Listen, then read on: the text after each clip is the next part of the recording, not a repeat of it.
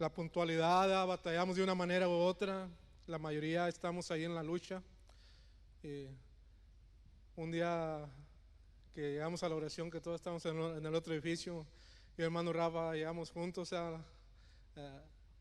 y ya sobre la hora, y le digo al hermano, llegamos como los beisbolistas, barridos a jonleo, bien barridos, y se ríe el hermano, y yo sé que el día que uno más batalla como cristiano para ponerse en pie, yo no sé si usted lo ha notado, es el domingo. Yo no sé si usted ha notado, solamente me pasa para el trabajo, ando uno movidito. Y recordaba, ya no lo voy a predicar acerca de ese tema, solamente sentí de parte de Dios dar un consejo para mí, para usted y para todo aquel que sintamos compartirlo y no esté aquí en este lugar, y motivarnos a animarnos a estar a tiempo. Sé que a veces no es fácil, pero ya tengo tiempo así tratando de motivarnos a estar a tiempo. Hoy mismo yo llegué ¿ya? Barrido, ¿ya? No le voy a decir los motivos, sino voy a buscar mejor la manera de mejorar. Y meditaba cuando había una fiesta, un baile, y uno no quería perderse ningún detalle. Yo quiero estar allí, no quiero perderme ningún detalle, quiero disfrutar todos los momentos, desde que, si es una boda, desde que el novio se anda ahí acomodando la corbata, el moño, el trajecito de pingüino, no quiero perderme ningún detalle cuando aquí vienen los novios, y ya ni siquiera los bailes, cuando yo quiero estar ahí para ver cómo llega la vestida aquella muchacha que me gusta, aquel muchacho, y no queríamos perdernos así. Y yo solamente en el amor del Señor, quiero compartirlo para motivarnos, porque delante del Señor pues nos hemos puesto de acuerdo para estar en todas las reuniones a tiempo. Y una de las escrituras que se me venía, hermano, como digo, no lo voy a predicar, medite y solamente escuche esta escritura en Marcos 2. Le voy a leer los primeros versículos del capítulo 2 de Marcos. Dice: entró Jesús otra vez en Capernaum después de algunos días, y se oyó que estaba en casa. Inmediatamente se juntaron muchos, de manera que ya no cabían ni aún a la puerta, y les predicaba la palabra. Entonces vinieron a él unos trayendo un paralítico que era cargado por 4, y como no podían acercarse a él a causa de la multitud, descubrieron el techo en donde estaba, y haciendo una abertura bajaron el lecho en que yacía el paralítico. Hermano, y meditaba en esta escritura, que también se encuentra en Mateo y en Lucas, y meditaba, me imaginaba aquel paralítico que se dio cuenta que Jesús estaba haciendo culto ahí en esta casa, ahí donde Jesús vivía en Capernaum. Y me lo imaginé, yo no sé, mi imaginación a veces corre.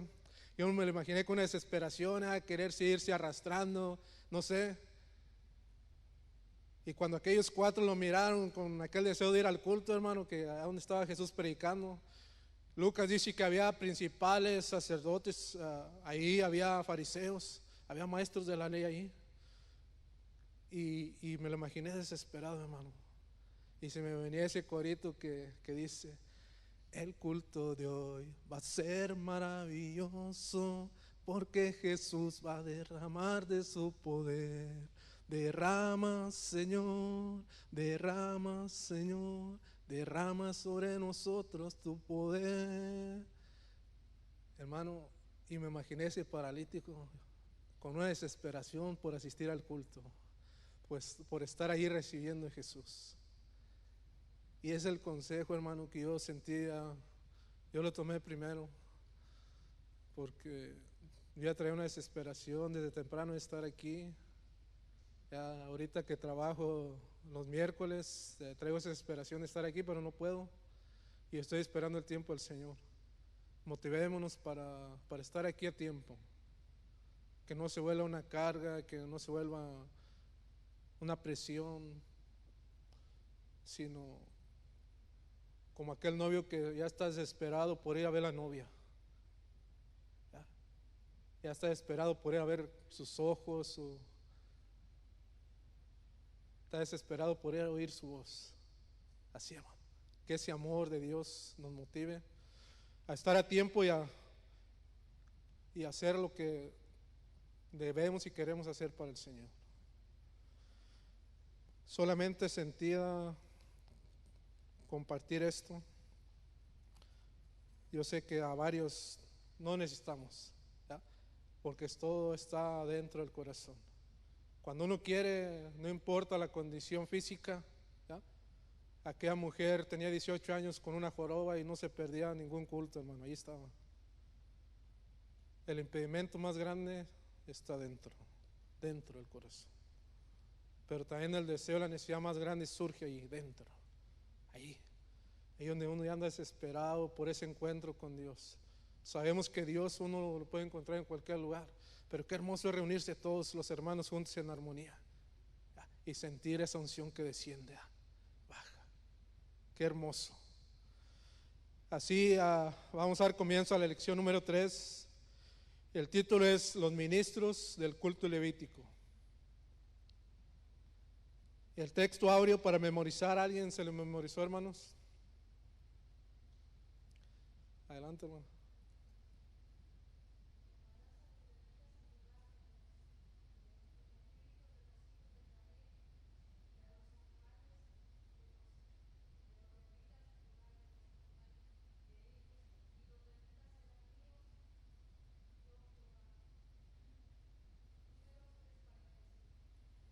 Para la gloria de Dios. ¿Alguien más, hermanos?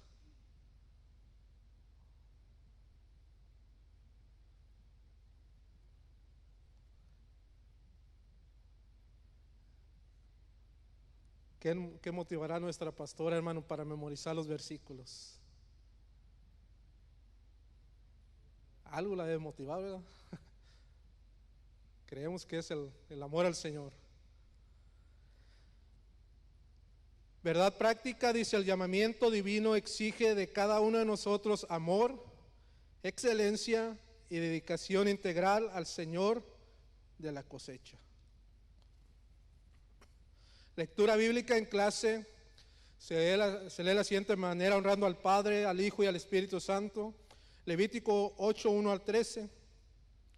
Habló Jehová a Moisés diciendo: toma a Aarón y a sus hijos con él y a las vestiduras, el aceite, la unción, el becerro de la expiación, los 2 carneros y el canastillo de los panes sin levadura, y reúne toda la congregación a la puerta del tabernáculo de reunión.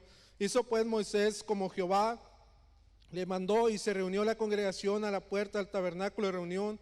Y dijo Moisés a la congregación: esto es lo que Jehová ha mandado hacer. Entonces Moisés hizo acercarse a Aarón y a sus hijos, y los lavó con agua, y puso sobre él la túnica, y le ciñó con el cinto. Le vistió después el manto, y puso sobre él el efod, y lo ciñó con el cinto del efod, y lo ajustó con él. Luego le puso encima el pectoral, y puso dentro del mismo los urim y tumim. Después puso la mitra sobre su cabeza, y sobre la mitra enfrente puso la lámina de oro, la diadema santa, como Jehová había mandado a Moisés. Y tomó Moisés el aceite de la unción, y ungió el tabernáculo y todas las cosas que estaban en él, y la santificó. Y roció de él sobre el altar 7 veces, y ungió el altar y todos sus utensilios, y la fuente y su base, para santificarlos. Y derramó del aceite de la unción sobre la cabeza de Aarón, y lo ungió para santificarlo. Después Moisés hizo acercarse los hijos de Aarón, y les vistió las túnicas, les ciñó con cintos, y les ajustó las tiaras, como Jehová lo había mandado a Moisés. Y podemos ver allí que era un mandamiento de Dios ungir con aceite, ¿ya? Como diciendo, tú te consagras hoy a Jehová, ¿ya? Yo no te consagro, ¿ya? Tú te consagras, ¿ya? Y Dios te santifica, te aparta para su obra en esta hora. Ahora, ¿qué es lo que nosotros podemos tomar de allí? ¿Ya? Dice que no es que nosotros hayamos amado a Dios, sino que Él nos amó primero. ¿Ya? Él nos salvó, nos santificó, ¿ya? Nos apartó. Ahora nosotros somos esos se puede decir en cierta forma, esos descendientes de Aarón, esos ministros que estamos apartados para la obra de Dios. Ya no para el mundo, ¿ya? Sino para Dios. Introducción. En esta lección veremos cómo el llamado de los hijos de Leví para el ministerio sacerdotal, entre otras preguntas, responderemos a estas. ¿Quiénes eran los levitas y por qué su llamado fue necesario? Veremos incluso cómo ellos deberían ejercer su oficio. Al igual que los levitas, nosotros también somos llamados a trabajar en la expansión del reino de Dios. En ese sentido, actuamos como nación santa, profética y sacerdotal, proclamando el evangelio e intercediendo tanto por los creyentes como por los que todavía no creen. Y luego fíjese un tipo de oración que hace el escritor de esta guía. Dice que el Espíritu Santo nos ayude en este estudio. Es una petición que él tiene y que sintió dejarla allí grabada. En primer lugar, dice, veamos quién fue Leví. Después contrastaremos cuán celosos fueron sus descendientes y cómo fue su vocación al oficio sagrado. Si buscamos Génesis 29,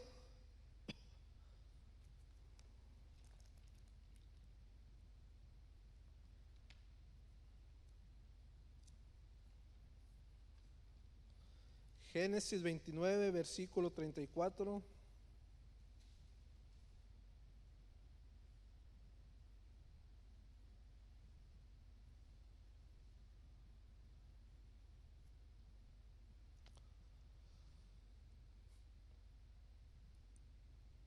Y dice, y concibió otra vez y dio a luz un hijo y dijo, ahora esta vez se unirá mi marido conmigo porque le he dado a luz 3 hijos. Por tanto llamó su nombre Leví.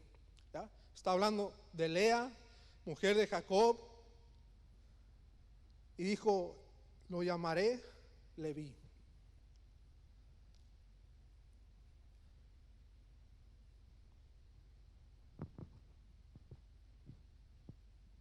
Dice, por eso la esposa despreciada de Jacob fue impulsada a dar el nombre de Leví a su tercer hijo. Y de hecho los levitas siempre estuvieron ligados al Señor. Fue así que el niño llegó a ser contado entre los patriarcas de las 12 tribus de Israel.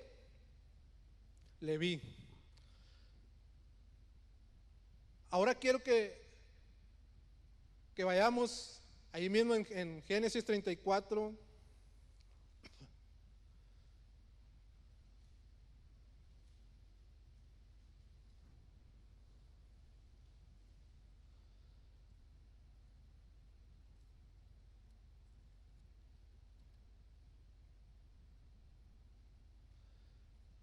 En su versículo 25 al 31.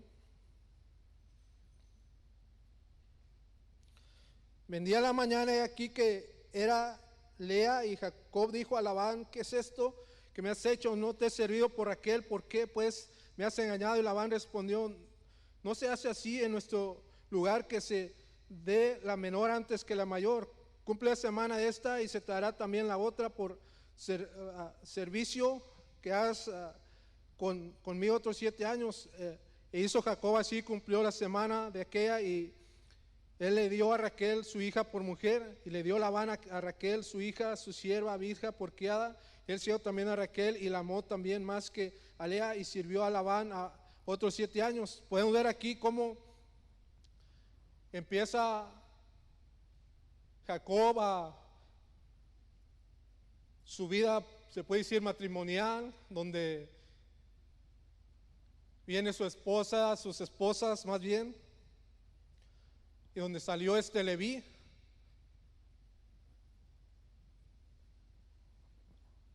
Estos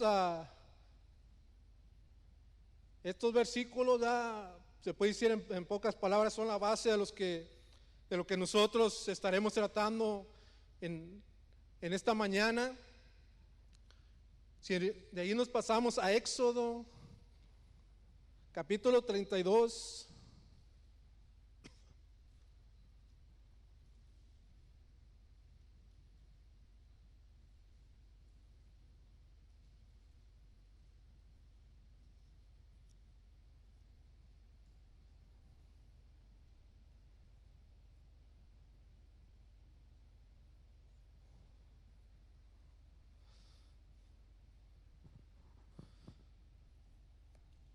Éxodo 32 en sus versículos 26 al 28. Y si se puso Moisés a la puerta del campamento y dijo: quien está por Jehová, júntese conmigo. Y se juntaron con él todos los hijos de Leví. Y él les dijo: así ha dicho Jehová, el Dios de Israel: poned cada uno su espada sobre su muslo, pasad y volved de puerta a puerta por el campamento, y matad cada uno a su hermano, a su amigo y a su pariente. Y los hijos de Leví lo hicieron conforme al dicho de Moisés, y cayeron del pueblo en aquel día como 3,000 hombres. ¿Qué había acontecido, hermano? ¿Por qué los hijos de Leví hicieron de esta manera?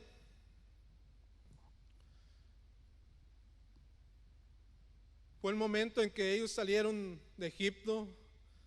Ellos se desesperaron porque Moisés subió al monte a la presencia de Dios, no regresaba. Moisés se tarda, Aarón haznos dioses. Y cuando regresa Moisés se encuentra esta situación, que ya estaban adorando un ídolo, una imagen.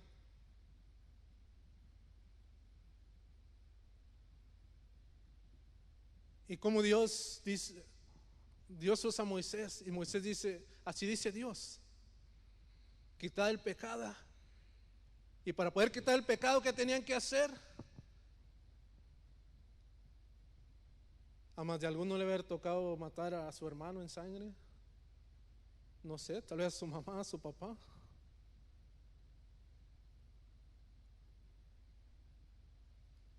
¿Qué celo tenían estos hombres por servir a Dios? Para que el pecado fuera quitado del medio del pueblo de Dios. Y es el mismo celo que ahora le deberá ocurrir o acontecer a la iglesia. Ya no para ir a matar a aquel que adora imágenes, sino para ir a predicar el evangelio. Porque ahora nosotros somos los ministros del Señor. Ahora nosotros somos siervos del Señor.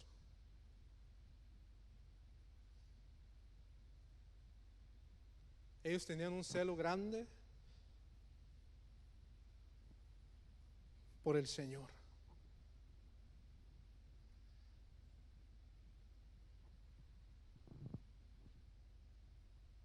Segunda de Crónicas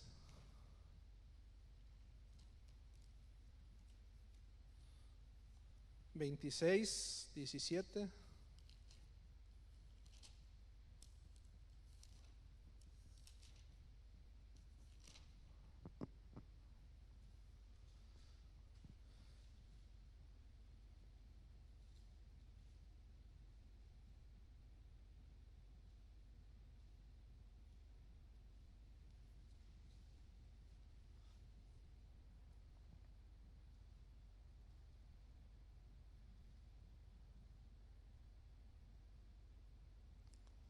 Segunda de Crónicas 26:17 dice: y entró tras él el sacerdote Azarías, con él 80 sacerdotes de Jehová, varones valientes.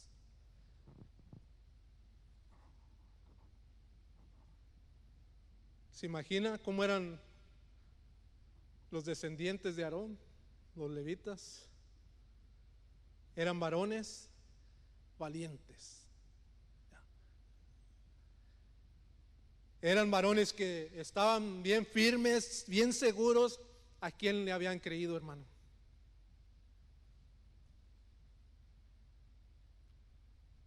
Eran como aquel varón, Josué, yo no sé ustedes, pero yo en mi casa serviremos a Jehová. Estos no eran como aquellos que dice Isaías y Jesús lo repitió. Estos no eran de labios me honra, pero su corazón está lejos de mí. Sino eran varones que lo que hablaban, lo cumplían, lo vivían. Vamos a servir a Jehová, vamos a servirle. Entró el rey, hermano.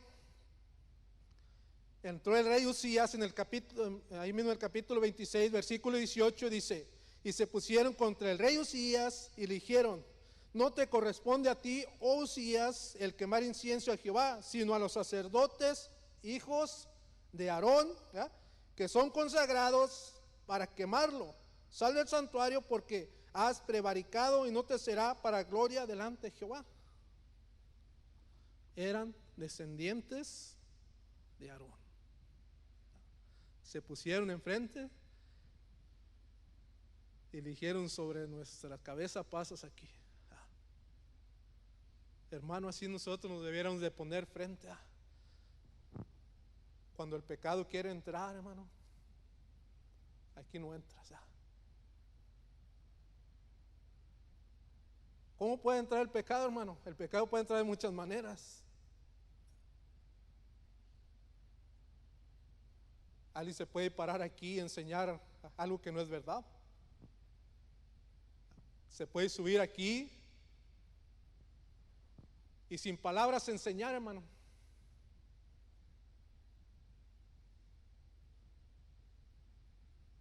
Pero nosotros como siervos del Señor debemos pararnos firmes.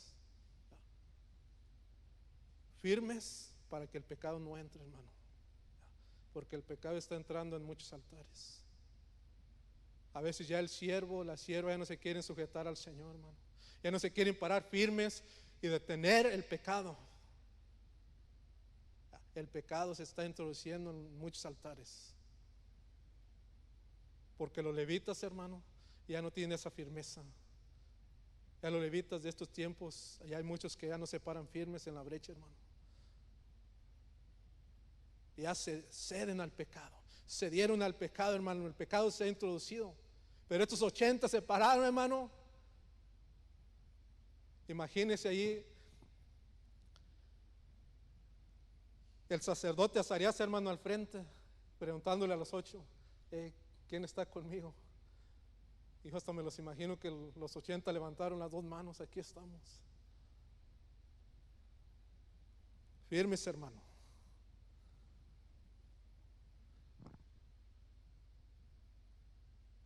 Punto número 3 dice: vocación sacerdotal de los levitas. Dice: no fue sin motivo que el Señor escogió de la tribu de Leví como la cuna de Moisés y Aarón. Éxodo 6, 14 al 27. Dice: de un hogar tan piadoso saldrían hombres, mujeres de comprobada piedad.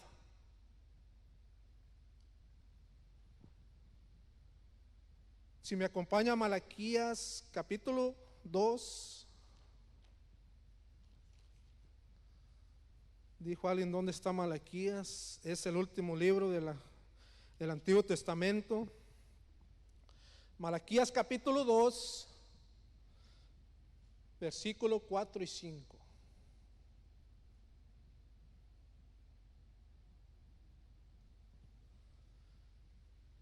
¿Tiene Malaquías capítulo 2, 4 y 5, hermanos?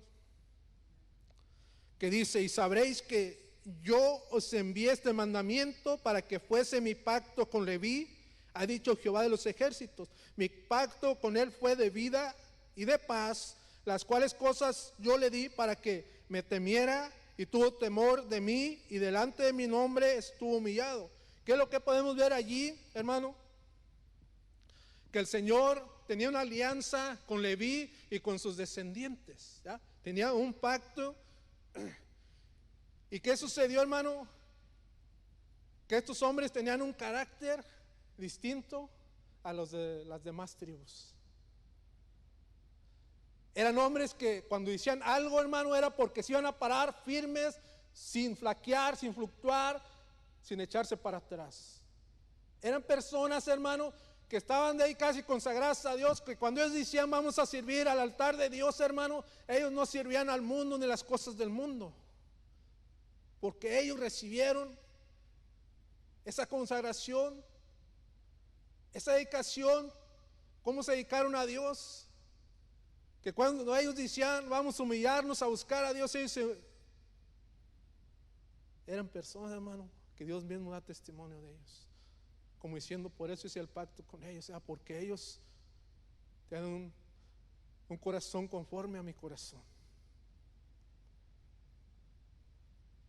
Qué hermoso, hermano, es y sería que Dios diera testimonio que usted y que yo son ministros firmes, que cuando hicimos algo lo cumplimos.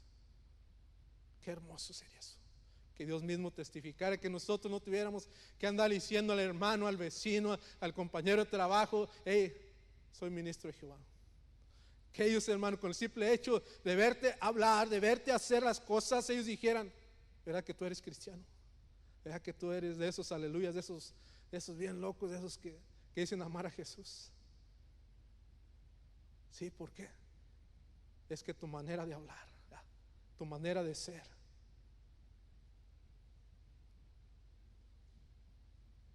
hermano, pero todo lo contrario, que Dios no dé testimonio, que sea el diablo el que te dando testimonio. Que bueno, y a veces dices versículos de la Biblia, pero ¿cómo te portas? Qué terrible, hermano. Bueno, para no aburrirlo mucho, vamos a seguir adelante. ¿Verdad, hermano Joel?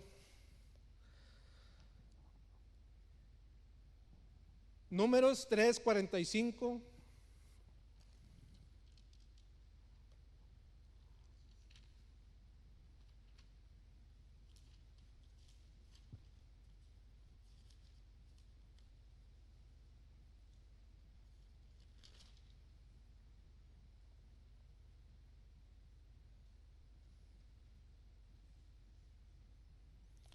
Números 3:45 dice, toma los levitas en lugar de todos los primogénitos de los hijos de Israel y los animales de los levitas en lugar de sus animales. ¿Y qué dice? Los levitas serán míos. ¿De quién eran los levitas, hermano? ¿De Moisés? ¿De Aarón? Eran de Jehová, hermano. Eran de Dios. ¿De quién es usted? ¿Y vive para Cristo? Ya no vive usted, ni el mundo vive en usted. Es de Cristo. Bueno, que no sea nada más de labios, o sea, que digamos soy de Cristo y su corazón y nuestro corazón esté lejos del Señor, sino que tanto el corazón como los labios, hermano, estén con el Señor. Ya no vamos a decir, no, es que yo soy del pastor Román, ¿ya? Yo soy del pastor tal, soy del maestro tal, no, ¿ya? Somos de Cristo, hermano. El pastor es de Cristo, nosotros de Cristo, todos somos de Cristo.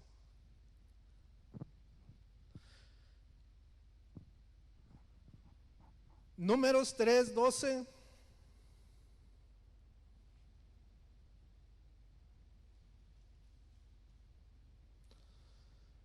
Y recalca este mismo versículo, hermano.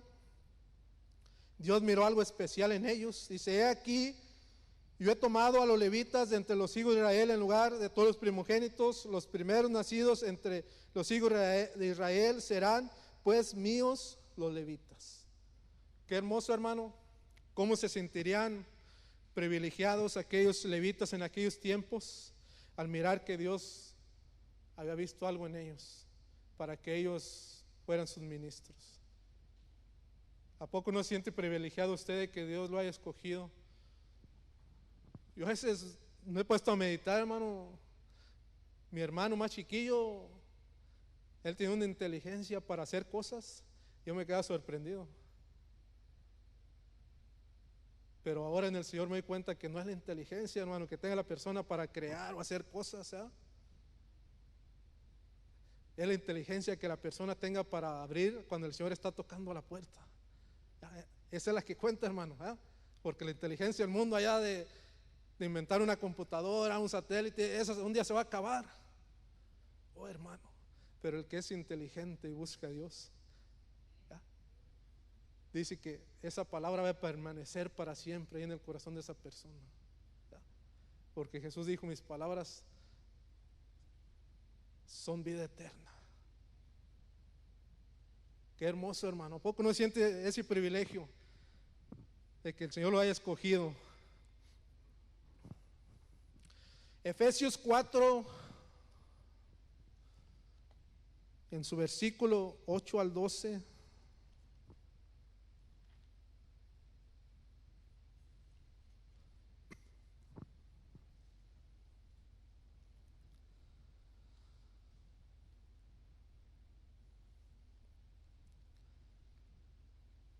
Efesios 4, versículo 8 al 12 dice: por lo cual dice, subiéndolo a alto, llevó cautiva la cautividad y dio dones a los hombres.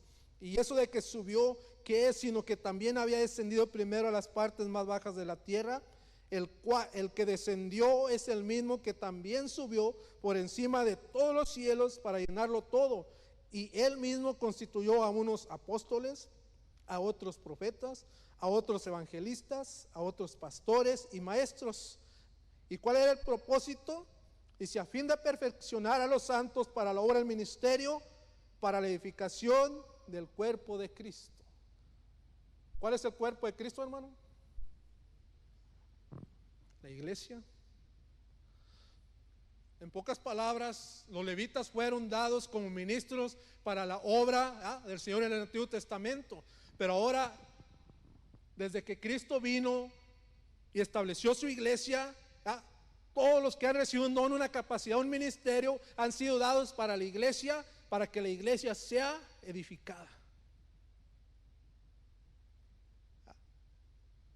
Usted y yo no somos personas que solamente estamos ahí sentados con lo que recibimos. No somos como aquel que dijo: a mí nomás me dio uno, voy a ir a hacer un hoyo y lo voy a esconder. Nosotros estamos seguros a quién hemos creído y lo que el Señor nos ha dado y ha puesto en nuestras manos, y sabemos que un día le vamos a dar cuentas, ¿ya? Por eso lo estamos usando. ¿Para qué? Para que su iglesia sea bendecida y Él sea glorificado, ¿ya? No somos como aquellos que estamos ahí sentaditos, cruzados de brazos, hermanos, sino que lo que el Señor nos ha dado lo usamos, porque sabemos que Él viene pronto.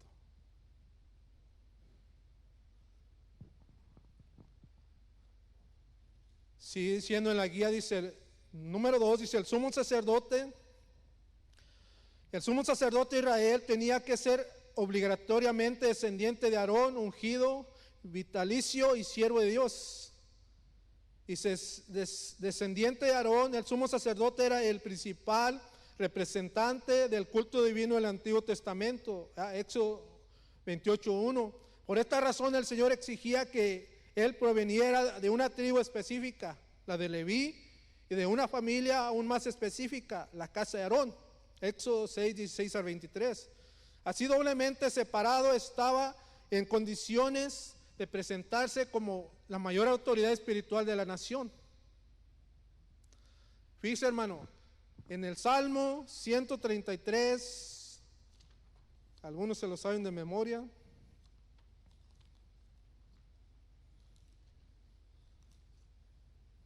Salmo 133, con solamente sus 3 versículos.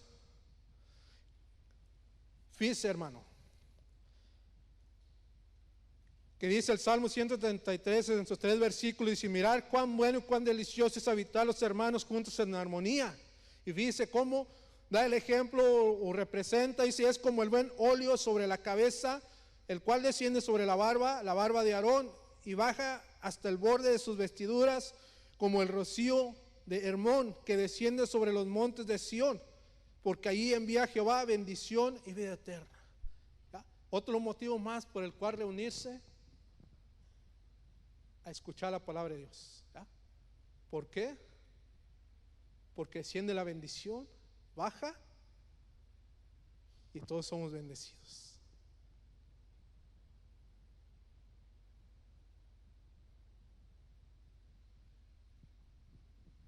El sumo sacerdote, hermano,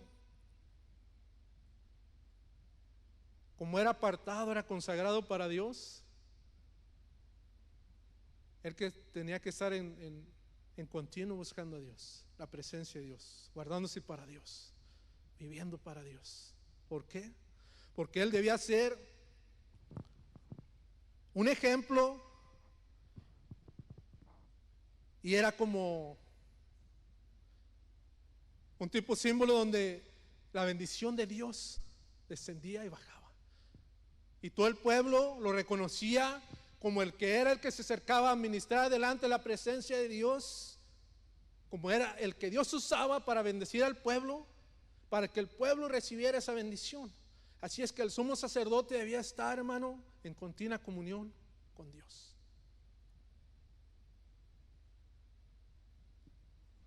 Porque tenía que llevar bendición al pueblo. Hebreos 5:1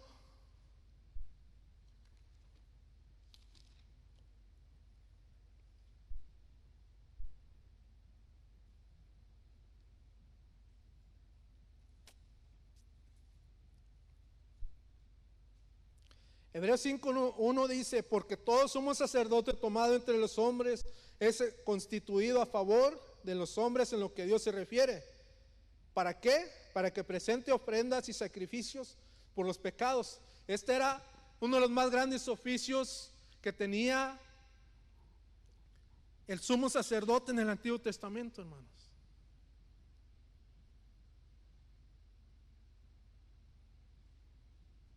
En estos tiempos, si dijéramos, ¿a quién compararemos con el sumo sacerdote? Inmediatamente nos iríamos a los pastores. ¿Qué era lo que hacía el sumo sacerdote? Ofrecía ofrendas y sacrificios. ¿Qué es lo que ahora deben hacer los sumos sacerdotes modernos o los pastores? ¿Ya? Ofrecer ofrendas y sacrificios. ¿Por qué? Ruegos, clamores. Cuando ellos miran que uno, miembro de la congregación, no anda bien, se anda saliendo del camino, anda queriendo regresar al pecado, ¿ya? Ellos deben estar presentando ofrendas ahí de rodillas delante del Señor, ¿ya? Ruegos, súplicas, ¿ya? Ese clamor para que el Señor tenga compasión de ese miembro, esa persona, y lo traiga de nuevo al camino. Ya no tiene que ir a buscar el becerro, el macho cabrillo, no tiene que ir a buscar esos animales que se sacrificaban, porque ya fue hecho un sacrificio único y perfecto, el de Cristo. Y ahora los sacrificios, hermanos, se acabaron, los sacrificios animales. Y ahora los sacrificios son estar ahí de rodillas, hermano, humillado. Ahí, Señor, aquel hermano anda así, pero yo sé que tú puedes arreglarlo, tú puedes traerlo, tú puedes perdonarlo.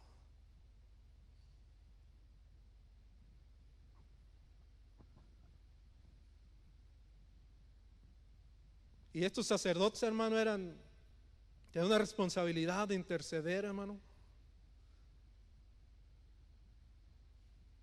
por el pueblo de Dios. Esa era una de las más grandes responsabilidades que ellos tenían.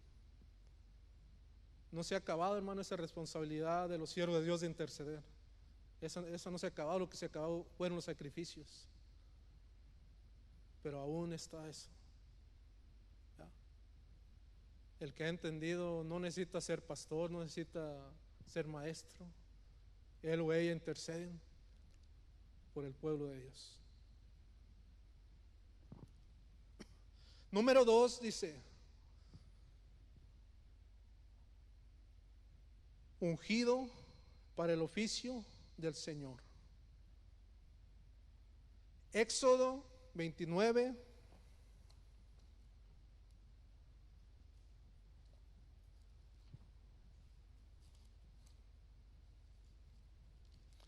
Versículo 1 al 7. Éxodo 29, versículo 1 al 7, que dice: esto es lo que les harás para consagrarlos, para que sean mis sacerdotes.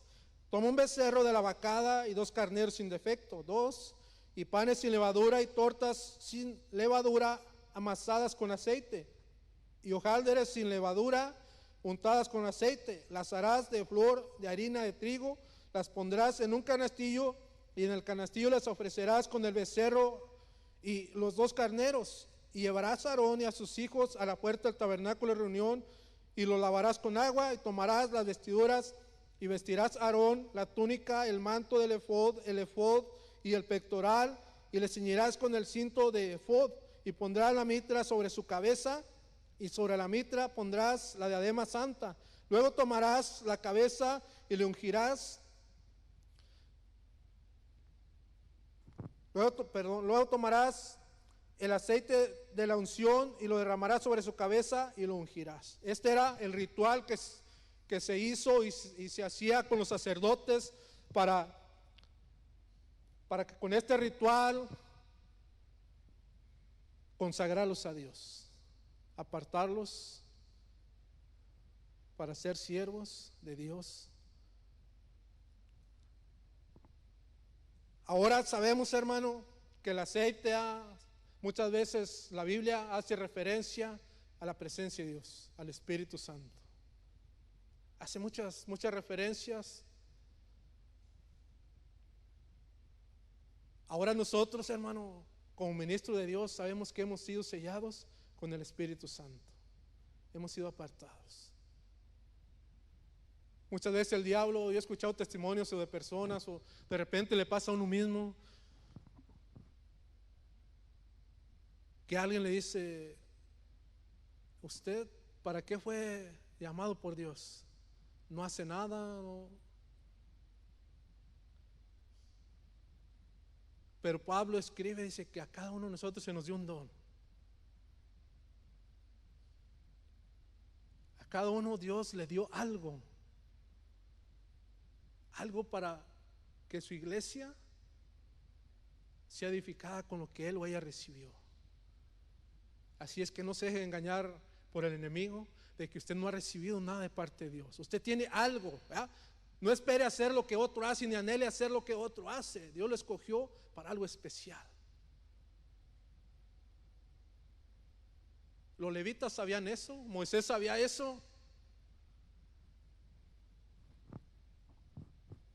porque aún les hicieron casas alrededor del templo, alrededor de Jerusalén, para que no se alejaran mucho. Y eso se miró cuando entraban sumos sacerdotes que no creían a Dios y no querían adorar a Dios. Y los levitas que verdaderamente creían a Dios se iban a esos lugares, pero no se iban muy lejos, porque ellos sabían que tarde que temprano Dios iba a actuar, Dios iba a obrar, y ellos tenían que regresar a ministrar de nuevo.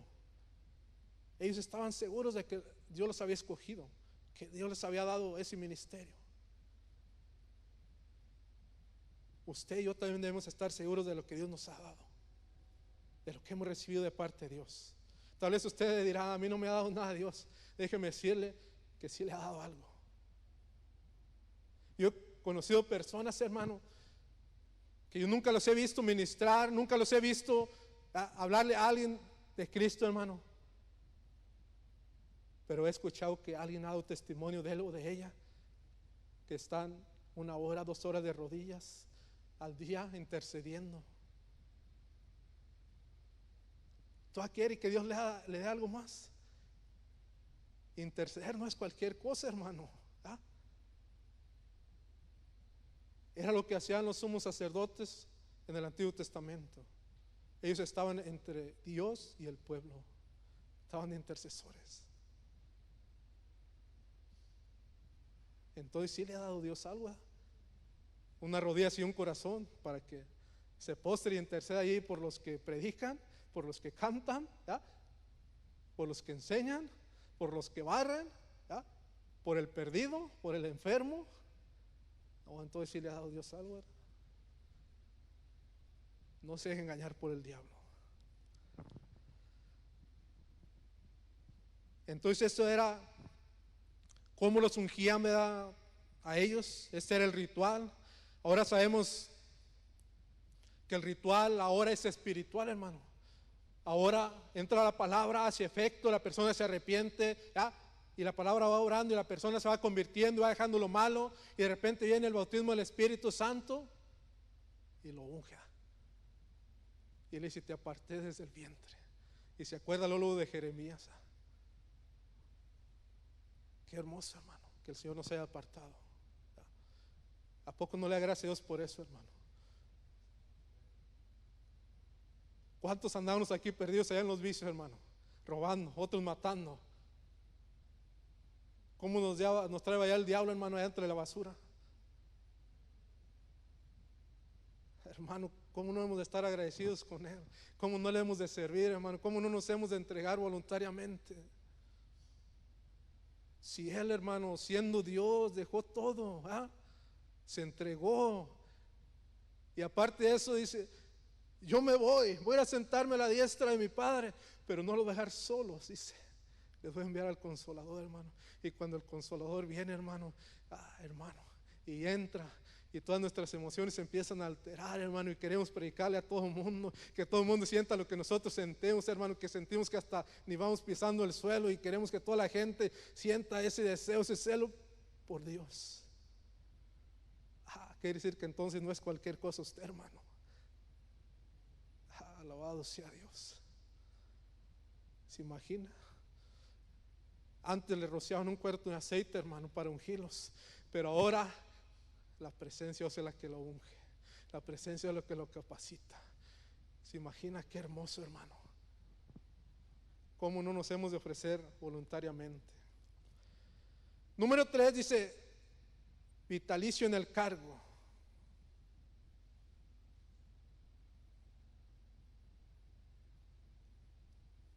Josué 24,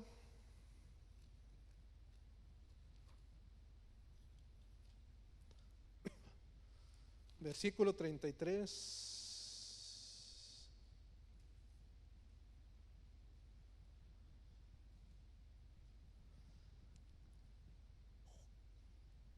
Josué 24, 33 dice: también murió Eleazar, hijo de Aarón, y lo enterraron en el collado de Fines, su hijo, que le fue dado en el monte Efraín. ¿Qué podemos sacar de aquí, hermano?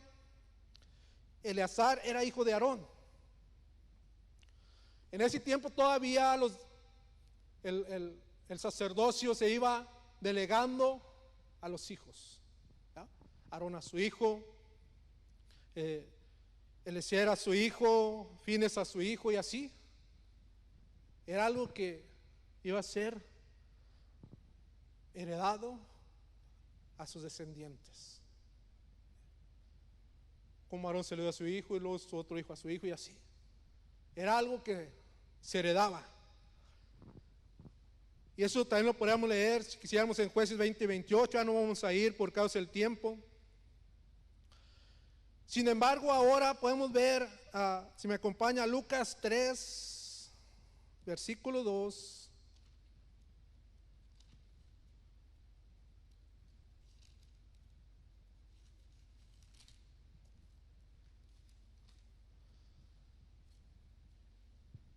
Ahí lo tenemos ya en la pantalla, nuestros hermanos son rápidos ahí. Y si siendo somos sacerdotes Anás y Caifás, vino palabra de Dios a Juan, hijo de Zacarías, en el desierto. ¿Sabe? Una de las cosas que me llamó mucho la atención de este estudio fue esta, que ya en el tiempo de Jesús ya no era que se heredaba la descendencia, se dejaba al hijo, sino que en la Biblia nos enseña que Anás era suegro de Caifás. y los dos eran sumos sacerdotes. Entonces ya no era por descendencia, sino que ya tenían otro sistema diferente. Tal vez se turneaban. Como Zacarías dice que estaba ofreciendo incienso en el altar en su turno. Entonces podemos ver allí que se estaban rotando, estaban turneando. Ya no era como lo había enseñado Dios en el Antiguo Testamento. ¿Dónde encontramos que Anás era suegro de Caifás? Si me acompaña Juan, Evangelio de San Juan, capítulo 18, versículo 13.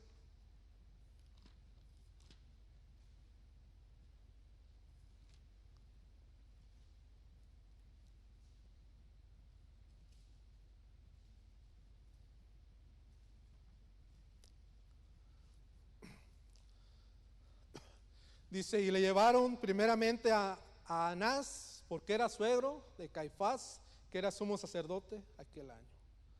Podemos ver allí que ya no era conforme al mandamiento que Dios les había dado. Ya tal vez ahí había algún mandamiento de hombre, como ellos sintieron hacerlo, no sé. Solamente quise leerlo esto para que miraran cómo cambiaron las cosas de una época a otra, de un tiempo a otro. Número 4 dice, aparte de que estos, Dios le va a dar una promesa a Aarón y a su descendencia, ¿ya? Y que los había ungido para el oficio a él y a su descendencia, les había dado este mandamiento, y que iba a ser un mandamiento perpetuo. Número 4 dice, siervo de Dios. Dice, a pesar de la importancia del cargo, el sumo sacerdote no era considerado infalible, ni estaba por encima de la ley de Dios. Su obligación era servir en el altar y conservarse puro, a fin de que el nombre del Señor fuese exaltado entre los hijos de Israel.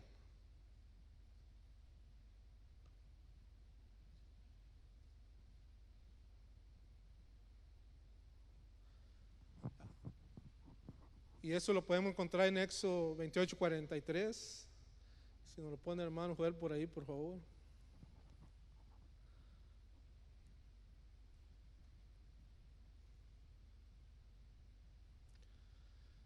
Y si estarán sobre Aarón y sobre sus hijos cuando entren en el tabernáculo de reunión y cuando se acerquen al altar para servir en el santuario, para que no lleven pecado y mueran, ese estatuto perfecto para él y para su descendencia después de él.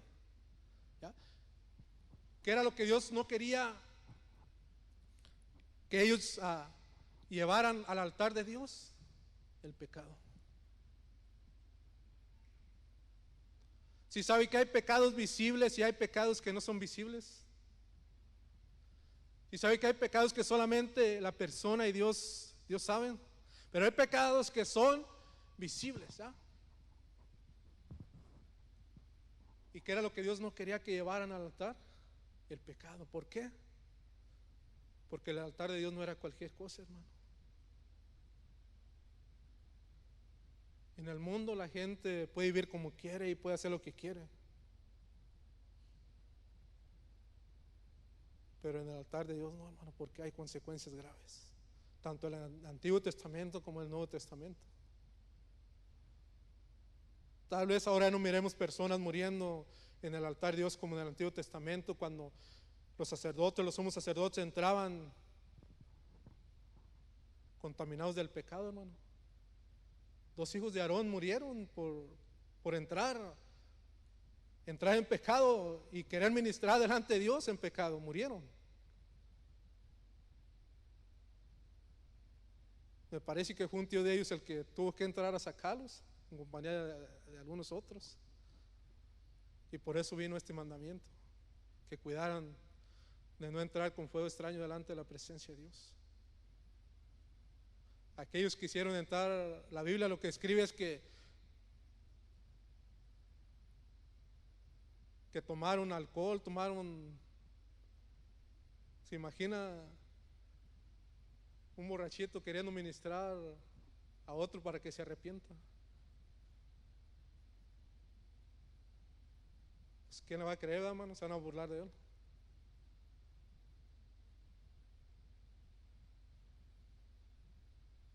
Ahora muchos ministros, hermano, que han querido jugar con las cosas de Dios, ya no caen muertos, fulminados en el altar, hermano, pero sí se van muriendo espiritualmente hasta que el diablo se los arrastra y se los lleva para atrás otra vez de nuevo al pecado.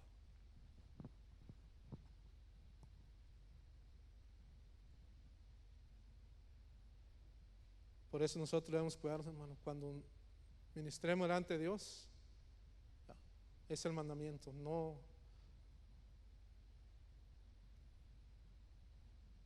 subir pecado al altar de Dios.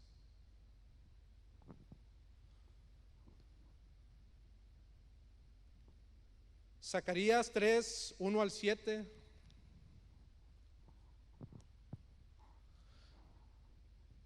Dice: en el 8º mes, me mostró el sumo sacerdote Josué, el cual estaba delante del ángel de Jehová, y Satanás estaba a su mano derecha para acusarle. El 2, hermano, hasta el 7. Y dijo Jehová a Satanás: Jehová te reprenda, oh Satanás, Jehová que ha escogido a Jerusalén te reprenda. ¿No es este un tizón arrebatado del incendio? Y Josué estaba vestido de vestiduras viles y estaba delante del ángel. Y habló el ángel y mandó a los que estaban delante de él diciendo: quitale esas vestiduras viles. Y a él dijo: mira que he quitado de ti tu pecado y te he hecho vestir de ropas de gala. Después dijo: pongan mitra limpia sobre su cabeza, y pusieron una mitra limpia sobre su cabeza y le vistieron las ropas, y el ángel de Jehová estaba en pie. Y el ángel de Jehová amonestó a Josué diciendo: así dijo Jehová de los ejércitos: si anduvieres por mis caminos y guardares mis ordenanzas, también tú gobernarás mi casa, también guardarás mis atrios, y entre estos que aquí están te daré lugar. ¿Qué es lo que describe, hermano, estos versículos que acabamos de leer del capítulo 3 de Zacarías? Describe la dignidad del sumo sacerdote, ¿ya?, constituido sobre Israel. Y ahora describe la dignidad de usted y la mía, ¿ya? Dios ha quitado